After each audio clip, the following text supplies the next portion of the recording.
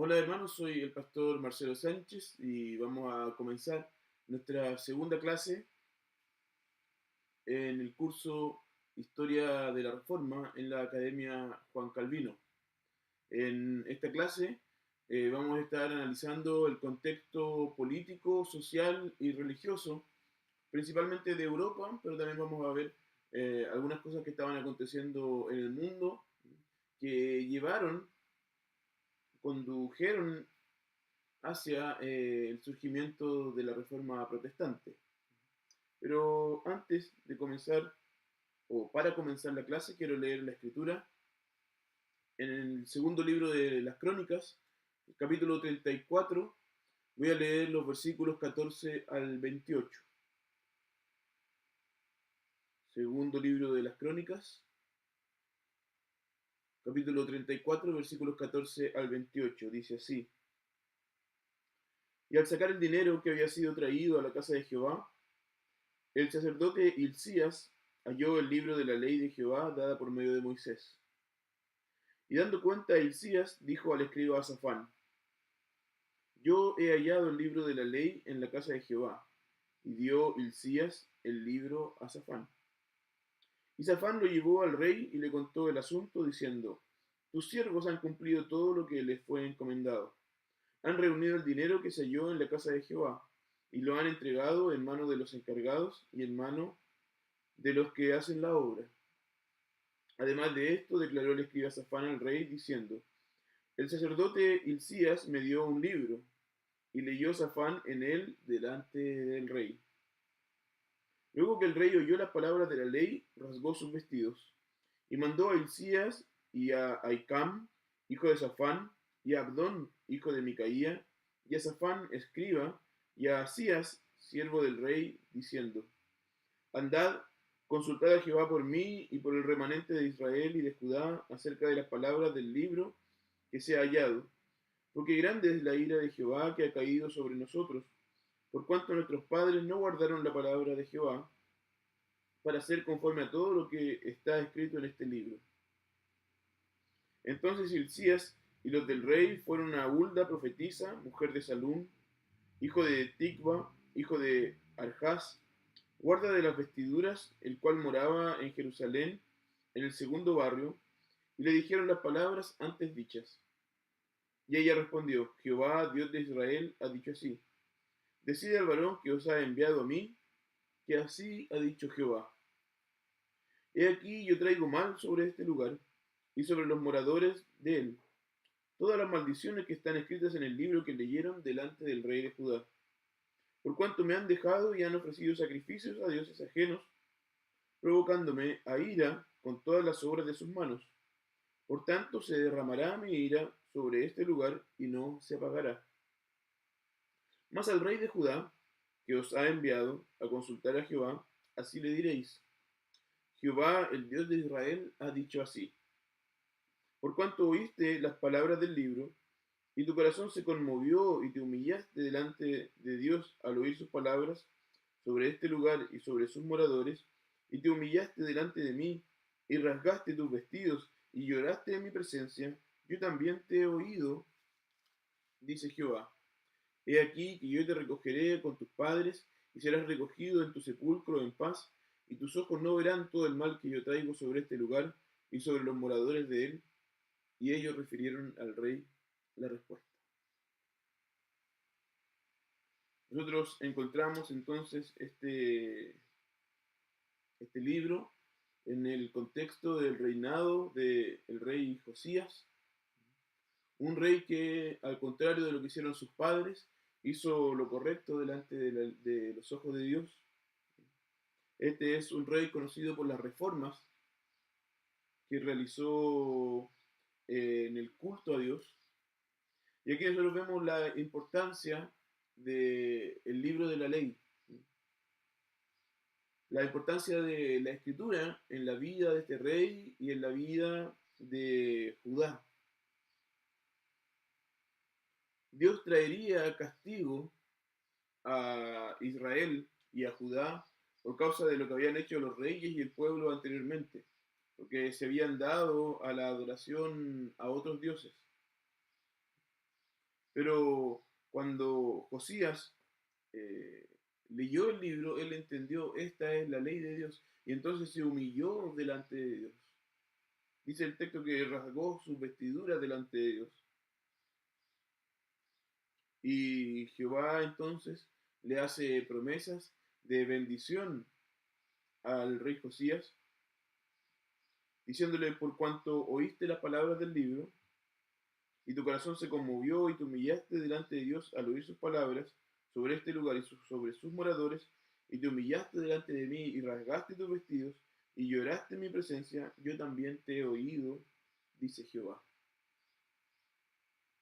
Este era un tiempo en el cual la ley de Dios se había perdido y un rey, o bajo el gobierno de un rey, se encuentra y este rey entonces cambia su actitud o adora a Dios leyendo la escritura.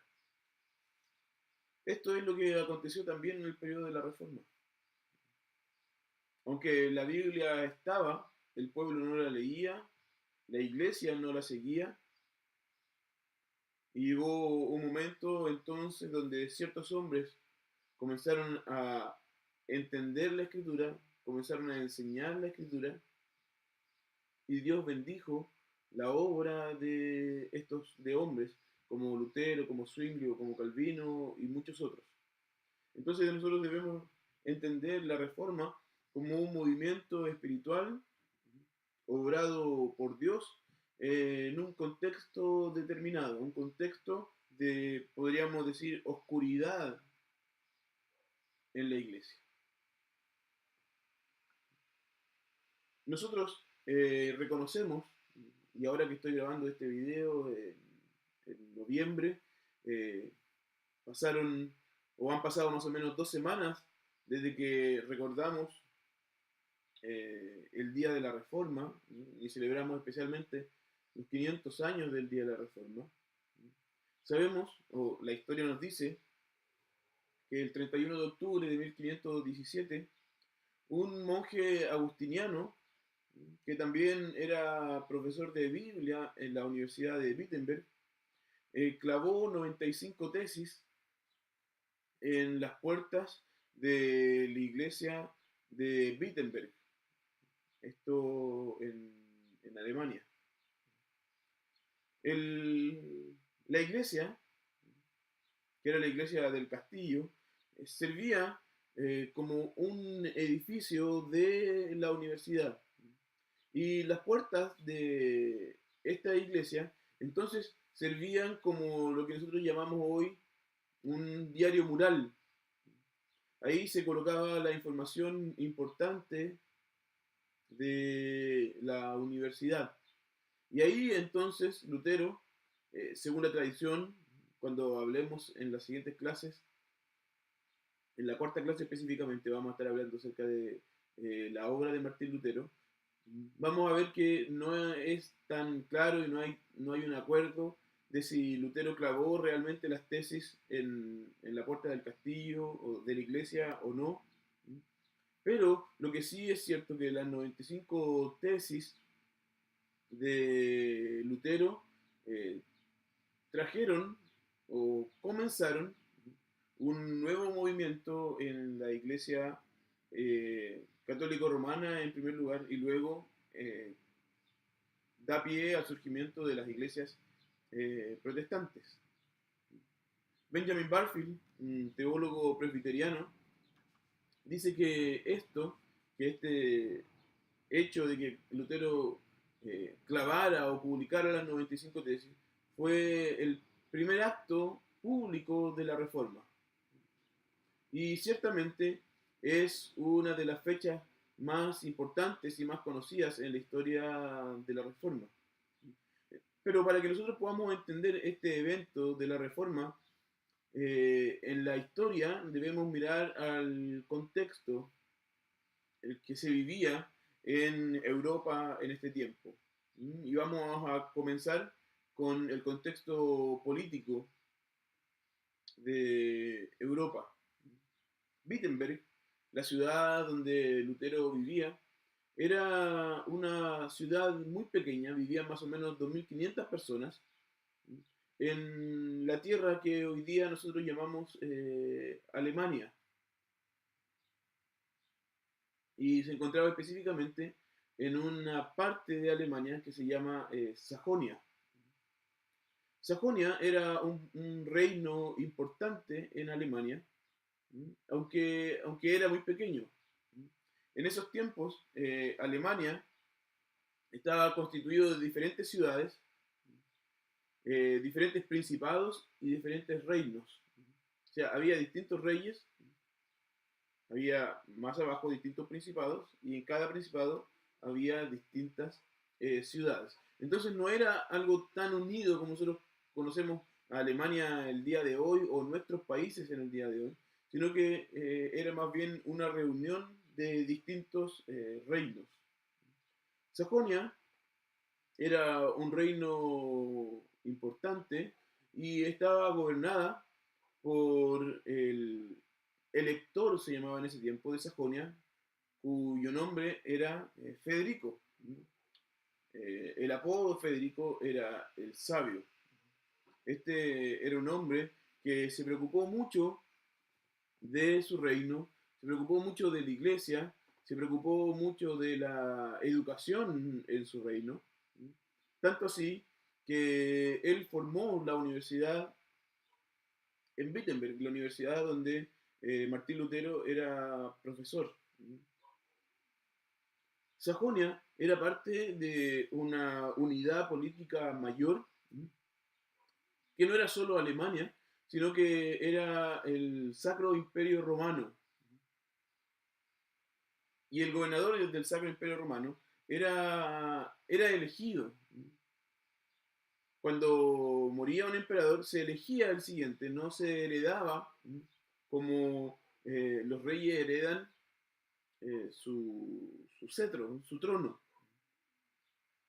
Pero la elección tendía a estar controlada por una de las casas alemanas, que era la casa de Habsburg, en un lugar que hoy día está en lo que nosotros llamamos Austria actualmente. En 1519, el emperador del Sacro Imperio Romano era Carlos V. Él controlaba el territorio de todo el imperio, pero también controlaba el territorio de la familia de la casa de Habsburg, controlaba también Holanda y España. Y esto porque sus antepasados pertenecían a todas estas naciones. Eran descendientes de la casa de Habsburg, eran descendientes de holandeses y también de reyes españoles. Entonces Carlos V se transformó en el emperador del Sacro Imperio Romano y él controlaba gran parte de Europa. Se dice que él era un hombre de mucha cultura, y tanto así porque él tenía este pasado de distintas naciones, su antepasado de distintas naciones. Se dice que él hablaba, a las mujeres les hablaba en italiano, a los hombres les hablaba en francés, hablaba en alemán a su caballo y hablaba en español a Dios. Entonces él hablaba distintas lenguas, lo que hacía de él un hombre muy importante en su trato con las naciones. Él consideraba su nacionalidad como española, y España había sido recientemente reunida por sus abuelos, son Fernando e Isabel. Estos dos gobernantes reunieron a España. Nosotros sabemos que España está formado por distintos reinos, por distintos países. Hace algún tiempo atrás, el País Vasco, que es uno de los países que forman España, fue muy fuerte buscando su independencia de España. Hoy día nosotros estamos viendo lo mismo en relación a Cataluña, pero estos países forman el país, la nación de España, en el tiempo en el cual gobernaban los abuelos de Carlos V, Fernando e Isabel. Bajo su gobierno también los musulmanes fueron expulsados de España y ellos tuvieron que bajar en el mapa hacia el sur, hacia, hacia el norte de África. Pero ellos estuvieron mucho tiempo en España. Eh, y España entonces se hizo un país fuertemente católico. Se, se dice que los reyes españoles, que son considerados, son llamados también los reyes católicos, eran más católicos que el mismo Papa. En España se introdujo la Inquisición, buscando que eh, el país continuara siendo un país católico, así como los musulmanes o los moros, que se les llamaba en ese tiempo, fueron expulsados de España, los judíos también fueron expulsados. Entonces, España era el lugar más católico del mundo. ¿Mm? Quizás los nombres de Fernando e Isabel nos son conocidos a nosotros, latinoamericanos, porque sabemos que fueron ellos quienes apoyaron a Cristóbal Colón en el viaje que finalmente resultó en el descubrimiento de América. Entonces, España era una nación importante dentro del Sacro Imperio Romano. También eh, Francia era un lugar muy importante. Francia en ese tiempo era gobernado por Francisco I, quien se hizo rey en 1515, y él también era un gobernante católico. En el tiempo en el cual Lutero clavó las tesis en la iglesia, Inglaterra, que es otro país importante, se estaba recuperando de una guerra que duró más o menos 100 años contra Francia. Esta guerra, o después de esta guerra, vinieron otros 30 años de guerra civil en Inglaterra. Y entonces Inglaterra fue finalmente reunida por Enrique VII, quien comenzó el gobierno de los Tudor en Inglaterra. Y en 1509, el hijo de Enrique VII, que era Enrique VIII, se transformó en el rey de Inglaterra. Y nosotros sabemos que Enrique VIII tuvo mucha importancia en lo que fue la reforma inglesa.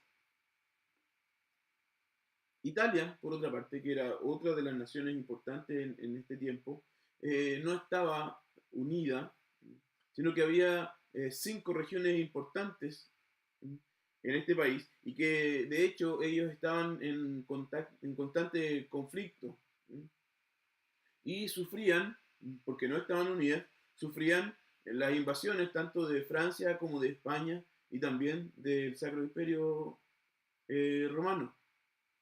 Estas 5 regiones eran Venecia, Milán, Florencia, los estados papales, donde está en Roma, y Nápoles. Y todo este territorio, pero más específicamente el centro de Italia, estaba controlado por el Papa. El Papa tenía jurisdicción espiritual sobre todas estas regiones, pero tenía el control temporal de esta región del centro de Italia, que son llamados los estados papales. En 1517, que es el año en el cual Lutero clava las tesis, el Papa era León X. León X es reconocido como uno de los llamados 6 papas del Renacimiento. Y algunos historiadores han dicho que estos papas no hicieron un buen trabajo en cuanto a lo espiritual, estaban solamente dedicados a ganar dinero. Una historiadora llamada Bárbara Tuchman dijo que estos 6 papas no poseían ningún sentido de misión espiritual, no proveyeron de ninguna guía religiosa significante o significativa, y no realizaron ningún servicio moral al mundo cristiano. Esto puede parecer muy fuerte en cuanto a la evaluación de estos papas, pero en verdad tanto historiadores protestantes como también historiadores católicos reconocen que este periodo es uno de los puntos más bajos en la historia de la institución del papado y de la iglesia romana. Estos papas, como lo mencioné, estaban más interesados en el control y en el poder político que en su ministerio espiritual. El quinto concilio laterano, que fue quizás el último de los concilios reformistas en la Iglesia Católica, donde se buscaba un despertar espiritual en la Iglesia. Este concilio terminó bajo el gobierno de León X.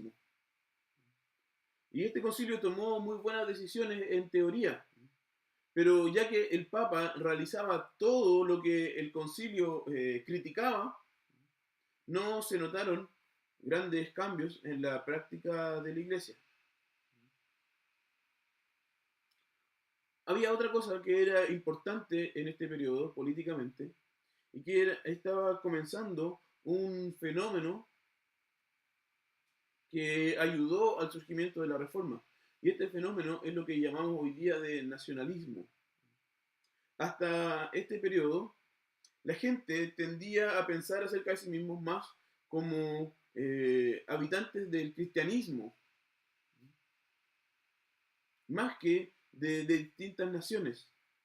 Pero ahora, debido a la importancia de los reyes, a la importancia que tuvieron para el surgimiento de las ciudades, por ejemplo, la gente comenzó a pensar acerca de sí mismos como pertenecientes a naciones. Comenzaron a pensar de sí mismos como españoles, alemanes, franceses, ingleses, o cualquiera fuera su país de origen.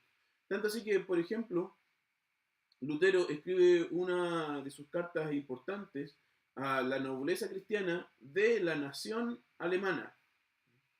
Entonces él escribe directamente o específicamente a esta nación, cosa que antes era impensado porque se pensaba más en Europa en cuanto a imperio que a distintas naciones. Entonces ellos comenzaron a desarrollar un sentido de lealtad hacia los individuos de su misma nación. Antes eso no existía. Antes la principal lealtad era al Papa, pero ahora comienzan a surgir estas lealtades hacia los príncipes, los reyes y los habitantes de la propia nación. Ahora pasemos al contexto social que se vivía en el tiempo de la Reforma. Y como lo mencioné anteriormente, uno de los factores que ayudó al surgimiento de la Reforma fue el crecimiento de los pueblos y las ciudades. Como lo mencioné anteriormente, Wittenberg no era una ciudad grande. En ella habitaban más o menos 2.500 personas. Pero en este tiempo las ciudades comenzaron entonces a desarrollarse, las ciudades comenzaron a tener más población. Recordemos que en el siglo XIII gran parte de Europa murió por causa de las plagas y las pestes, pero ahora ya la población comenzó a crecer en las ciudades y las ciudades entonces se transformaron en centros de cambio social, de nuevas ideas. Las ciudades eran lugares importantes para que las ideas protestantes o reformadas pudieran circular. Ahora ya como había tanta gente junta, las ideas llegaban a todas ellas. Era distinto de cuando la vida era rural y vivían las familias muy separadas unas de las otras. También hay un importante factor, es la economía. Durante este periodo surgió el capitalismo. Y durante entonces por ser una sociedad más capitalista, comienzan a haber mayores desarrollos, nuevas formas de ganar dinero. Comenzaron entonces a haber eh, familias nuevas que comenzaron a tener poder y ya no dependía específicamente de la familia en la cual uno había nacido para tener un prestigio o una importancia, para tener poder, sino que ahora había nuevas formas de poder tener riquezas y poder. Nuevas personas comenzaron a tener estatus, los lugares importantes comenzaron a cambiar, surgen los bancos y los banqueros y ellos también tienen un papel importante en la historia de Europa. Entonces hay factores como las ciudades, factores como los económicos, pero también este es un tiempo de cambio social en cuanto a la intelectualidad. Las universidades comenzaron a crecer y a surgir en Europa.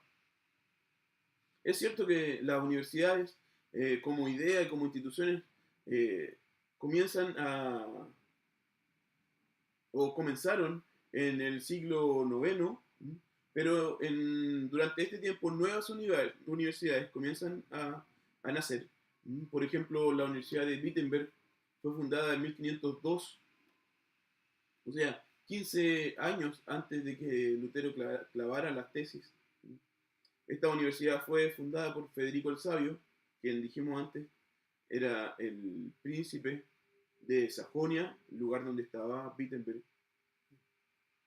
Y así muchas otras ciudades comenzaron a surgir y a tener importancia. Lutero era un hombre de universidad, Juan Calvino era también un hombre de universidad. Entonces, la universidad tiene un papel importante en el surgimiento de la reforma. Pero el cambio social quizás más importante y que quizás ayudó más a la reforma fue el desarrollo de la imprenta. Eh, Nosotros hoy día vivimos en un periodo donde ya estamos dejando quizás los libros por aquello que es electrónico. Hoy día la mayor parte de la gente, o mucha gente, especialmente los jóvenes, leen más en tabletas, en aparatos como los Kindles, que en los propios libros impresos. Y esto es una revolución que nosotros estamos viviendo hoy día. Bueno, en el tiempo de la Reforma, la revolución en cuanto a la literatura era el surgimiento o el desarrollo de la imprenta. Antes de la imprenta, los libros se copiaban de forma manuscrita. Entonces, había personas a las cuales había que pagarle para copiar un libro. Esto era muy demoroso y también era muy caro. Por lo tanto, no había libros en todas partes. Los libros se demoraban mucho en llegar de un lugar a otro.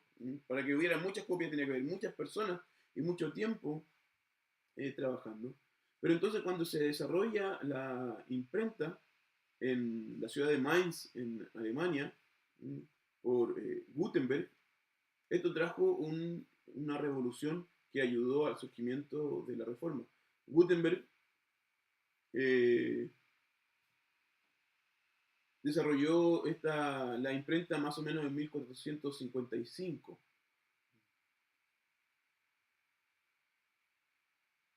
Entonces debemos sí reconocer que antes los chinos ya tenían sus propias imprentas en el siglo más o menos 9, cercano al siglo noveno, pero en Europa este surgimiento, este desarrollo comienza en 1455.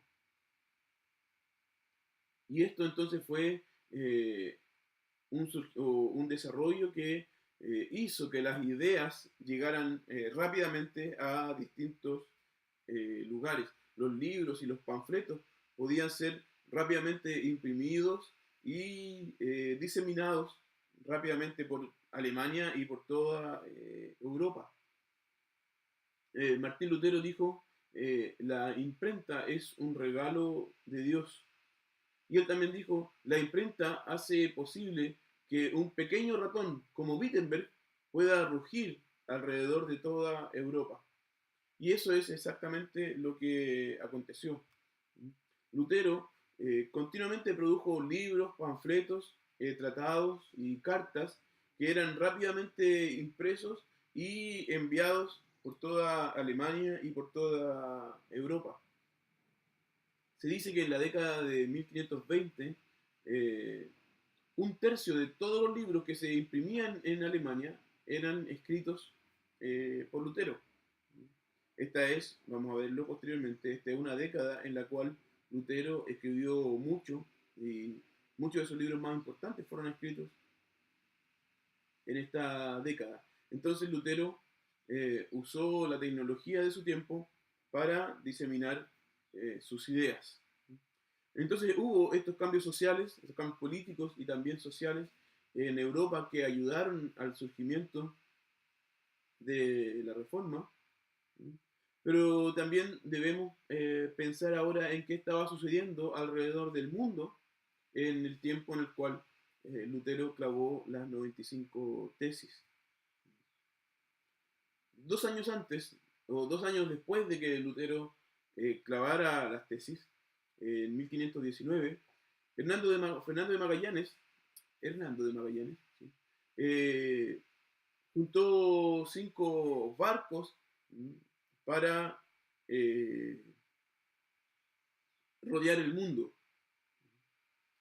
3 años después de que él saliera desde España, el emperador del Sacro Imperio Romano, Carlos V, tuvo que dejar el concilio de Worms, un concilio en el cual Lutero fue evaluado. En este concilio se le pedía a Lutero, lo vamos a ver nosotros porque es parte importante de la historia de Lutero.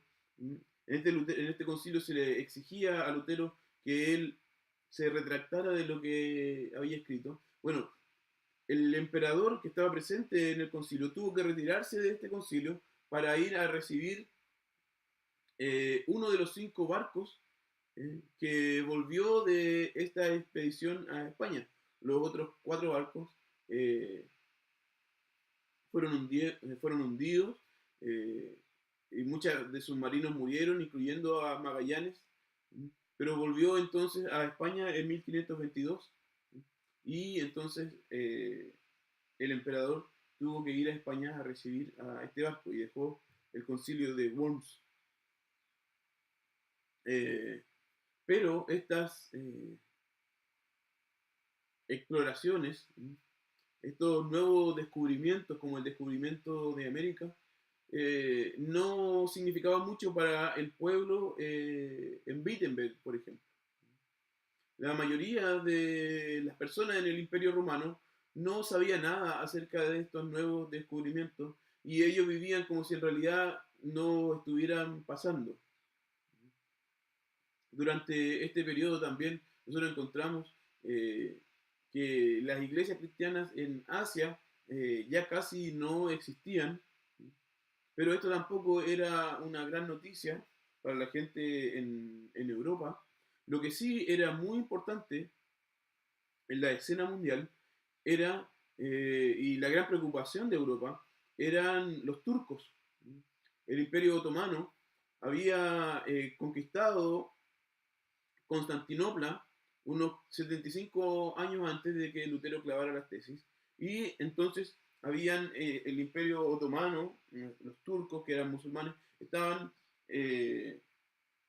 a las puertas de Europa y estaban entrando a Europa, aunque ellos habían sido expulsados de España por el sur, ellos estaban viniendo por el este, por los Balcanes, lo que nosotros hoy día llamamos, por ejemplo, por Hungría, y estaban llegando a Europa.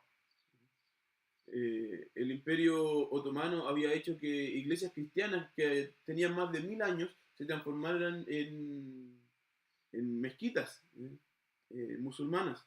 Entonces ellos estaban siendo exitosos en llegar a Europa y entonces la gran preocupación de Europa no eran los grandes descubrimientos, no era la pérdida de iglesias en Asia, sino que Europa mismo estaba sufriendo de la invasión de los turcos.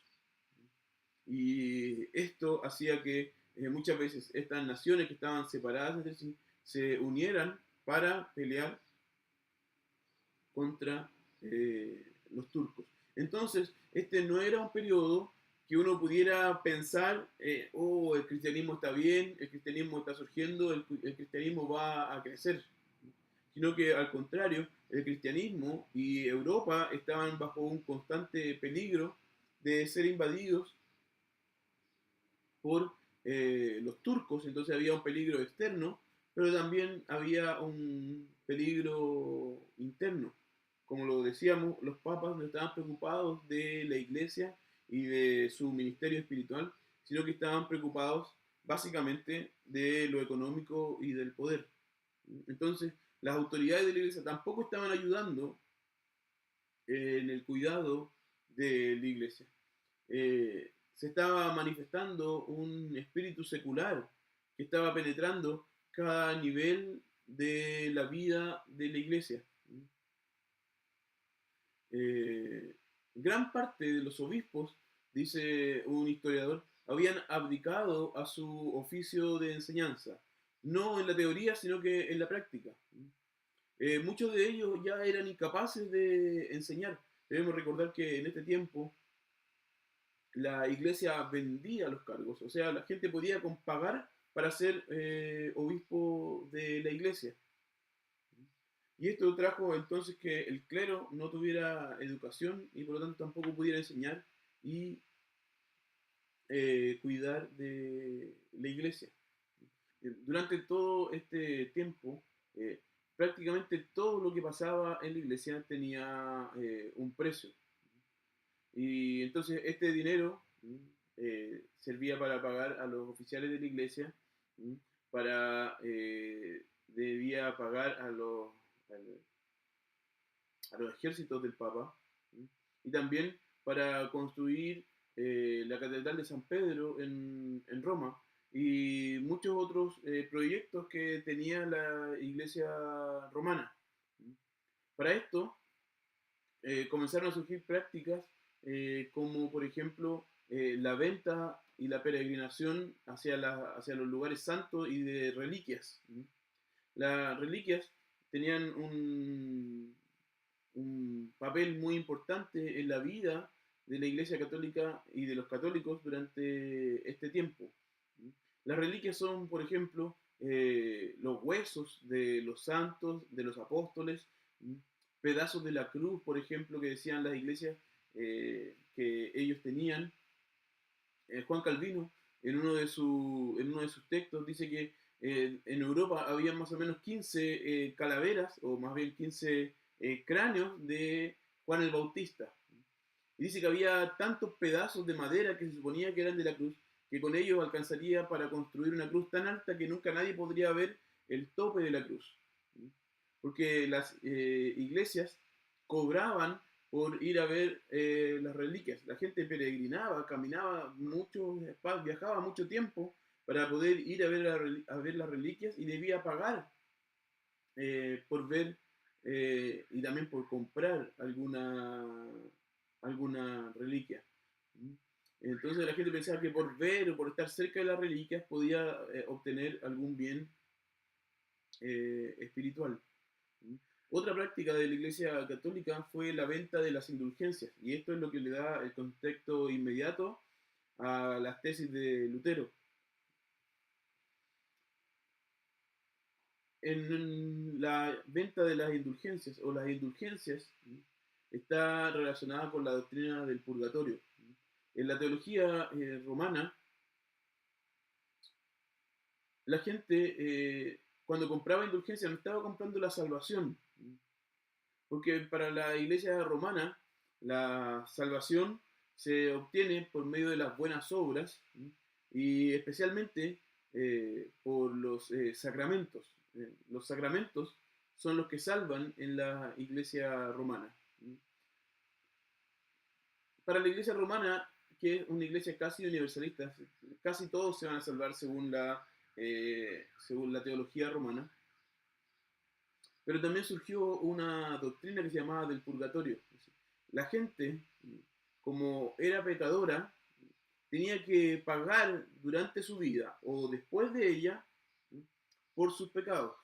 Es por eso que la iglesia romana tiene la confesión, y después de la confesión la gente tiene que pagar por sus pecados y hacer lo que el Padre le diga que tiene que realizar. Pero esto no alcanza para pagar todos sus pecados durante la vida, entonces ellos van a ir, dicen la iglesia romana, al purgatorio durante un tiempo, donde ellos van a ser castigados y sus pecados van a ser pagados. Y entonces van a ir al cielo. Lo que comenzaron a hacer con la venta de las indulgencias era reducir este periodo en el purgatorio, y lo podían reducir tanto para ellos como también para los familiares. Pero la doctrina de las indulgencias nace, en primer lugar, diciendo es una buena obra dar dinero a la iglesia. Y entonces la gente podía expiar sus pecados dando dinero a la iglesia. Esto después se transformó en un gran negocio. Había personajes como por ejemplo John Tetzel, que era uno de los que llegó a vender indulgencias en Wittenberg y desató entonces este pensamiento de Lutero.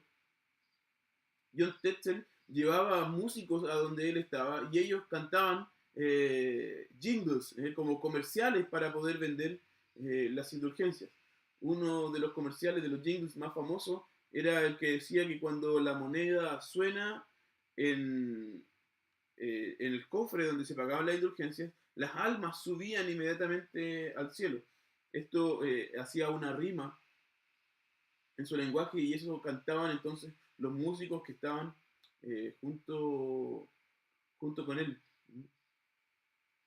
Entonces, la Iglesia Católica comenzó a tener en la venta de indulgencias uno de sus principales medios de obtener riquezas para poder pagar todo lo que ellos estaban haciendo, principalmente sus ejércitos y también la construcción de San Pedro en Roma. Lutero protestó contra esto porque la Iglesia Católica en realidad no daba soluciones reales a los problemas espirituales de la gente, sino que en realidad los exacerbaba. Lutero, el principal problema de Lutero con la venta de las indulgencias era que la gente comenzó a pensar que ellos podían vivir como quisieran, no arrepentirse de sus pecados verdadera e internamente, sino que simplemente pagar por lo que ellos habían realizado. Entonces ya no tenían una vida de santidad, vida de piedad, no se buscaba vivir una vida de santidad, sino que ahora era suficiente pagar. Y este problema, entonces, pastoral que Lutero vio, es el que desató que él escribiera las 95 tesis. Si ustedes no han leído las 95 tesis, yo les recomiendo que lo hagan, porque es un documento histórico muy importante. Sin embargo, desde ya les digo, las 95 tesis en sí mismas son un documento más bien que expresan una teología católico-romana y no protestante. Eh, Lutero mismo dice que cuando escribió las 95 tesis él era un romano y que él se convirtió después de que escribió y publicó las 95 tesis. Aún así, ya hay algunas tesis muy interesantes en las cuales nosotros podríamos, de las cuales podríamos hablar que hay un proto-protestantismo en ella, hay un protestantismo incipiente en esas tesis.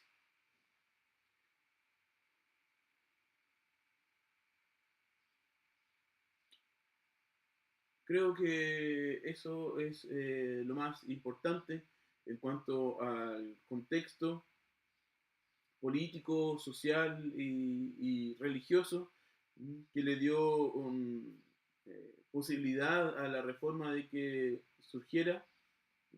Entonces, principalmente encontramos el nacionalismo como un movimiento importante, encontramos